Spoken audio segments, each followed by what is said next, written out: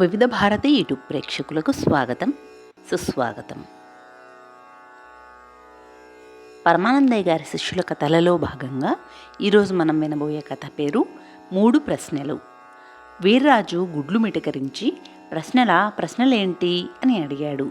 గంగానమ్మ కిసుక్కున నవ్వి, ప్రశ్నలంటే ప్రశ్నలేరా, చాలా చిన్న చిన్న ప్రశ్నలు, వాటికి నువ్వు తెలివిగా సమాధానాలు చెప్తే నిన్ను వదిలేస్తానంది.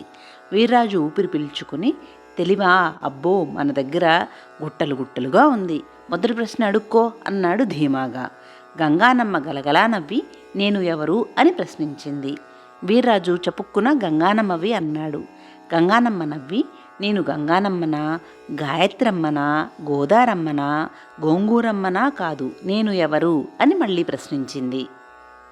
వీర్రాజు నవ్వి, ఓస్ అదా, నువ్వు దేవతవి అన్నాడు.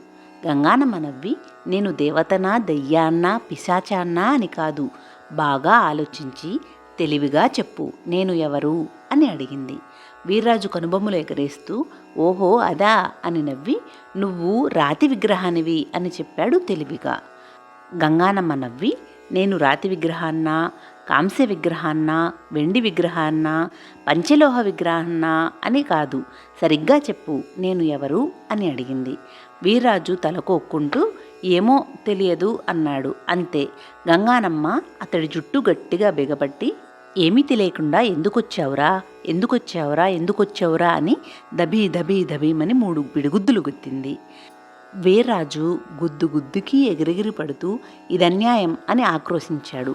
గంగానమ్మ చప్పున ఏది అని అడిగింది. వీర్రాజు బిక్కుమంటూ, ఇలా తికమక ప్రశ్నలు అడగడం అన్యాయం, పైగా 7 తెలివి తక్కువ దద్దమ్మల ముందు తెలివైన వాణ్ణి ఇలా ప్రశ్న అడగడం మరీ అన్యాయం అని ఆక్రోశించాడు. గంగానమ్మ నవ్వి, ఆహా, అయితే తెలివి తక్కువ దద్దమ్మ అడిగే ప్రశ్నకి సమాధానం చెప్పు, ఒరే బుద్ధిలేని బుధ, ప్రశ్న అడగరా అంది. బుధ సూటిగా వీర్రాజు వైపు చూస్తూ, నువ్వు ఎవరు అని ప్రశ్నించాడు. వీర్రాజుని అని చెప్పాడు వీర్రాజు. బుధ గుడ్లు మిటకరించి, నువ్వు వీర్రాజువా, పేర్రాజువా, పకీర్రాజువా, బికార్రాజువా అని కాదు, నువ్వు ఎవరు అని రట్టించాడు. వీర్రాజు సందేహిస్తూ, అదా, నేను మనిషిని అన్నాడు. బుధ తల అడ్డంగా తిప్పి, నువ్వు మనిషివా, పశువ్వా, గాడిదవా, కుక్కవా అని కాదు, నువ్వు ఎవరు అని అడిగాడు గట్టిగా. వీర్రాజు నవ్వి, ఓహో అదా, నేను ఈ గుడి ధర్మకర్తని అన్నాడు గర్వంగా. బుధ సూటిగా చూస్తూ, నువ్వు ధర్మకర్తవా, దరిద్రుడివా, దగుల్బాజీవా అని కాదు, నువ్వు ఎవరు అని ప్రశ్నించాడు. వీర్రాజు ఏడుపు మొహం పెట్టి ఏమో అన్నాడు. అంతే. బుధ పిడికిళ్ళు బిగించి, ఏమీ తెలియని దద్దమ్మవి అమ్మవారిని ఒసే గంగానమ్మ అని ఎందుకన్నావురా అని గద్దిస్తూ ధబా అని డొక్కలు 3 పోట్లు పొడిచాడు. ఆ పోట్లకి వీర్రాజు గెలగెల్లాడుతూ, వామ్మో, వాయ్యో, ఓలమ్మో అంటూ ఆక్రోశించాడు. అంతలో గంగానమ్మ ఇక 3వ ప్రశ్న అంది. వీర్రాజు ఉలిక్కిపడుతూ అక్కర్లేదు అనేశాడు. గంగానమ్మ ఆగ్రహంతో, ఈ మాట చెప్పడానికి నువ్వెవరివిరా అని గద్దించింది. వీర్రాజు చప్పున చేతులు జోడించి, ఆ 3వ ప్రశ్న నేను నిన్ను అడుగుతానన్నాడు. గంగానమ్మ గంభీరంగా సరే అంది. వీర్రాజు గొంతు సవరించుకుని, గంగానమ్మనే ఇరుకున పెట్టాలని చెప్పు తల్లి, నువ్వు ఎవరు, నేను ఎవరు అంటూనే ప్రశ్నలు అడిగాడు. ఒక్క క్షణం మౌనం. మరుక్షణం గంగానమ్మ అతడి గొంతు పట్టుకుని, అది కూడా తెలియని దిక్కుమాలిన గుంటనక్క, నా ముందు దీపం ఎలా పెట్టావురా అని గద్దిస్తూ ఫట్ మంటూ డిప్ప మీద 3 పీకుళ్ళు పీకింది. వీర్రాజు లబలబలాడుతూ, 3 ప్రశ్నలు పూర్తయ్యాయి, నా జన్మలో మళ్ళీ నీ గుడిలో అడుగు పెట్టను, వదిలేయి తెల్లో అంటూ గగ్గోలు పెట్టాడు.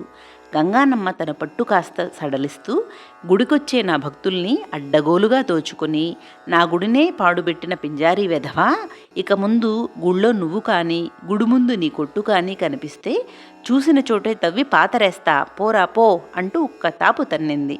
ఆ తాపుకి బంతిలా ఎగురొచ్చి భళ్ళున గుడి ప్రాంగణం తలుపు నెట్టుకుంటూ బయటపడ్డాడు వీర్రాజు.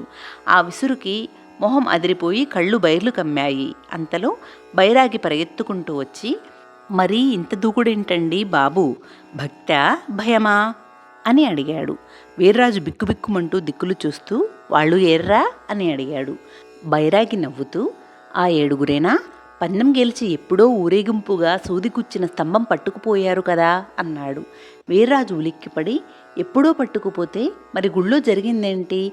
గంగానమ్మ కనికట్టు చేసిందా, నా కన్ను చెదిరిందా అనేశాడు.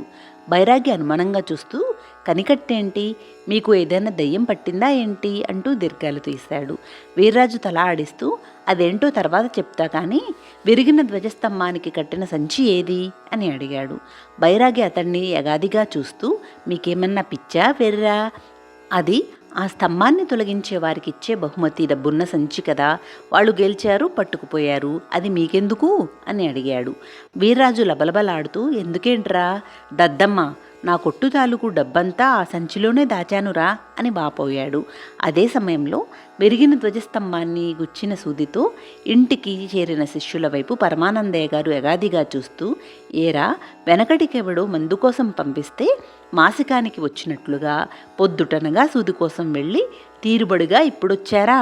పక్కింటి వాళ్ళు పంపిన సూదితో ముళ్ళు తీసి పిండికట్టు కూడా కట్టేసుకున్నాను గదట్రా, ఇంతసేపు ఏమేడుస్తున్నారు అని అడిగారు పరమానందయ్య గారు. వాళ్లతో పాటు ఊరేగింపుగా వచ్చిన జనంలో నుండి ఒకడు, ఏం చేయడమేమిటండి బాబు, ఎవ్వరూ ధైర్యం చేయాలని గంగానమ్మ గుడి తలుపుని తెరిచారు. పూజా పునస్కారాలు చేసి గుడికి పట్టిన వీర్రాజు దరిద్రాన్ని కూడా వదిలించారు. విరిగిన ధ్వజస్తంభం కదిలించి బహుమానం పట్టుకొచ్చారు. మీ వాళ్ళు సామాన్యులా అంటుంటే వింటున్న పరమానందయ్య గారికి మతిపోయినట్లయింది. ఆయన మనస్సులో 3 ప్రశ్నలు మొదలుకెత్తాయి. ఎవరు వీళ్ళు? తన ఇంటికే ఎందుకు వచ్చారు? ఎందుకిలా సాయం చేస్తున్నారు అని. మిగిలిన కథలను తరువాయి భాగాలలో కొనసాగిద్దాం. సర్వే జనా సుఖినో భవంతు, లోకా సమస్తా సుఖినో భవంతు. ఓం శాంతి శాంతి శాంతి.